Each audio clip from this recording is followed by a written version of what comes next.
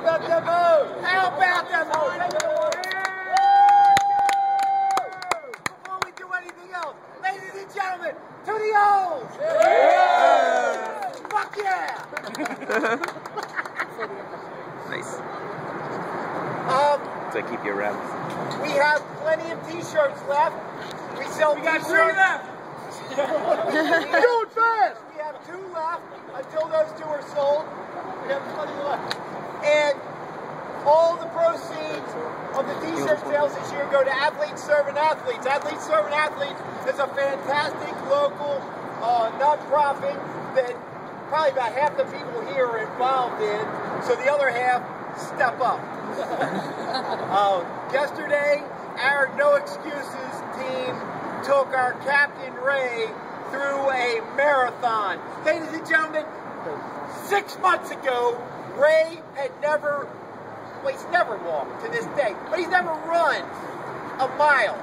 And yesterday, due to the fundraising effort and the great efforts of all of you out there that have helped with our team, Ray ran a marathon.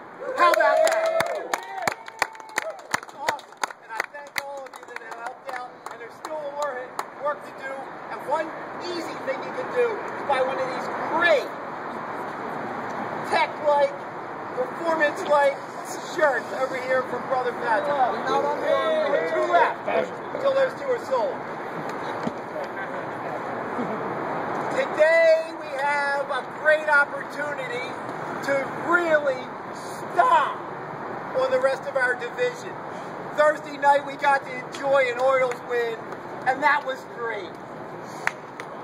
I don't know, maybe I'm saying it still wasn't as good as seeing the Steelers lose. Tonight we can put them almost in the basement for good by winning this game today. And it's so cool because today America's team is coming to our stadium. Not the Dallas Cowboys. Ladies and gentlemen, America's team comes to our stadium every single time we have a game because we are America's team.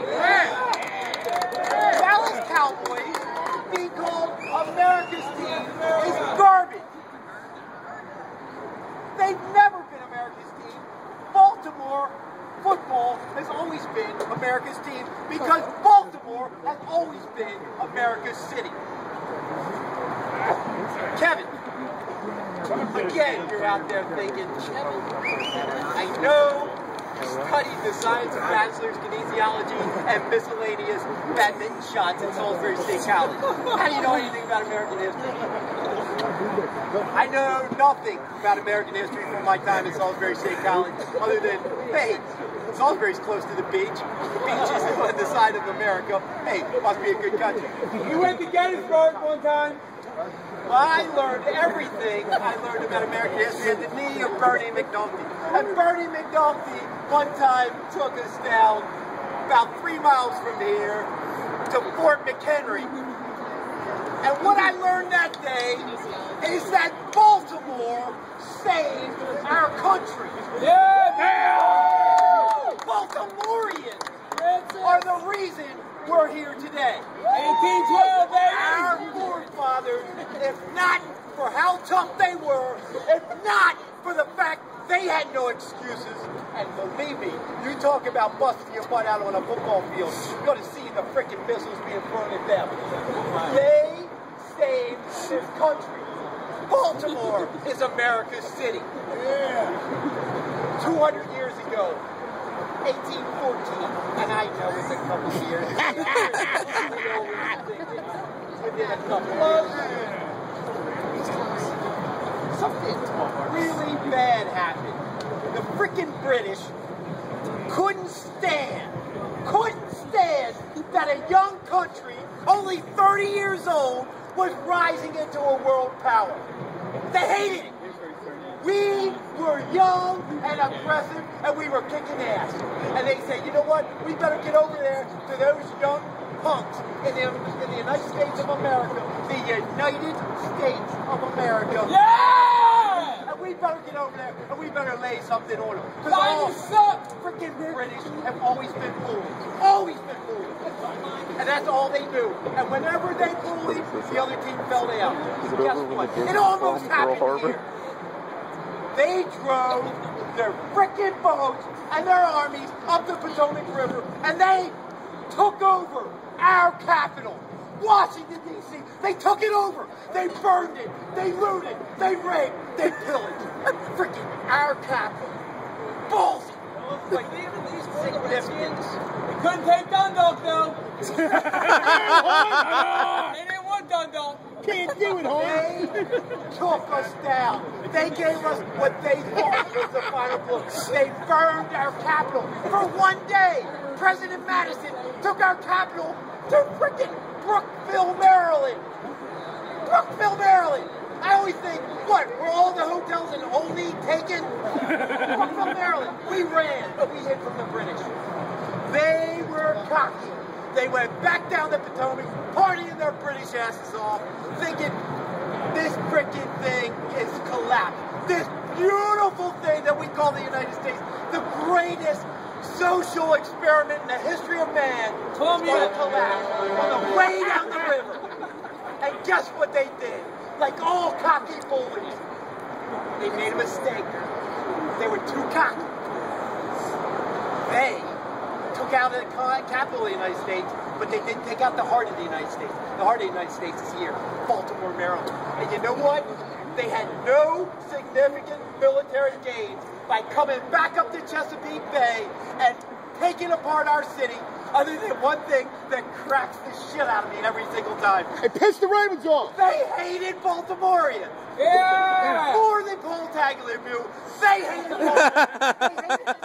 Because Have you ever met us? Yes, of course they hate us. We are the most obnoxious bastards in the history of their entire colonization process. Yeah! Because, while they were out planning world domination, Baltimoreans, I kid you not, were taking off on boats and freaking hurling shit at them. I tell you, it happened out there on the Atlantic. They thought we were pirates. We were just Baltimoreans. I always think, wow, to be back there in those days. Guys hanging out at ye old Hammerjacks. Going, dude, what do you want to do? Let's go fuck with the king. Get it right. Let's go mess with that king dog, go to and go down with their scooters. And I think as much as I can figure out, they just chucked oyster shells at the boat. But they hated Baltimore so much that they were going to teach those boys a lesson. So they came up with a two-pronged attack. Back to Bernie McNulty. Back to Patrick McNulty interrupted so Bernie McNulty said, boys, if you're going to go from Gatesville downtown, that's fun. Have a good time. Go to the Inner Harbor. Go to Fells Point. But stop! Don't mess with the boys at Dundalk. Don't mess with the boys at Patterson Park. Unfortunately, or fortunately, for the British, Bernie McNulty wasn't there then. So what they did is they dropped some boys off at North Point, I think somewhere near Gale's Show Bar and Gentlemen. Great cheesesteaks. Lunchtime special. I'm almost done. And the Americans were there, the Baltimoreans were there, and they lit them up. They blew away. We were outnumbered, but we were Baltimoreans, and we crushed them.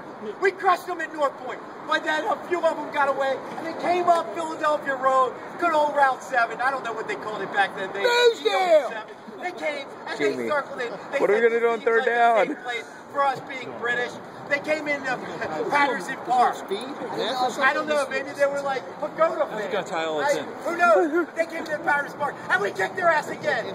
They stopped there. They took off around the corner. Naval ships come into the harbor. They're not going to do anything but to celebrate, send off a firework display, and rain down on this beautiful star-shaped fort just 2 miles from here called Fort McHenry. They're going to teach us a lesson. And you know what they hated about Fort McHenry? It was the flag. Our flag, which was a stick in that goddamn king's eye. They said we're taking that flag down. Guess what the Baltimoreans did? For 2 days, they sent missiles over those ramparts. By the way, ramparts are hills. They sent missiles over ramparts. They sent missiles and rockets in. When they got too close, where our cannons shot to them, they ran like they hung out so that we couldn't reach them, and they just lobbed missile after missile. We were completely defenseless, except we were nothing but defense.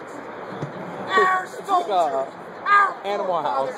forefathers Was it over sat when the Germans under bombed that Pearl flag, Harbor? that beautiful Just let him go, he's on a roll. and they wouldn't let it come down. No, they wouldn't let it come down. We're not Washington. Something that Rand McNally doesn't understand. Baltimore is not Washington. We're not letting our flag come down.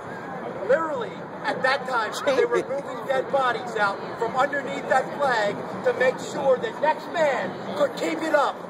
So that one brilliant lawyer who happened to be a wordsmith, not too unlike B. Riley, sat out there, out in the bay. He said, "This is gorgeous." He was right about where the Key Bridge is. Coincidentally, his name was Key. I always thought the good thing his last name wasn't Bay, because then he would have to be down by the other bridge, and he would never see any of it. But anyway, Hold this for 1 second. I gotta switch arms again. Key sat there, and he watched this. And in the morning, after one by one, Baltimoreans sat there, and our soldiers kicked the crap out of the guys on one side. They were running back to the boat.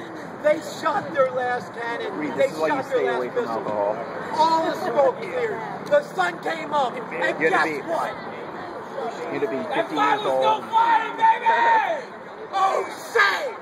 Does that spangled banner yet wave for the land of the free and the home of the brave, which is the home of America, which is the home of the Ravens? There are no excuses. You get your asses in there, and you take up 200 years of history, and you make sure we defend this. No excuses. 1, 2, 3. No excuses!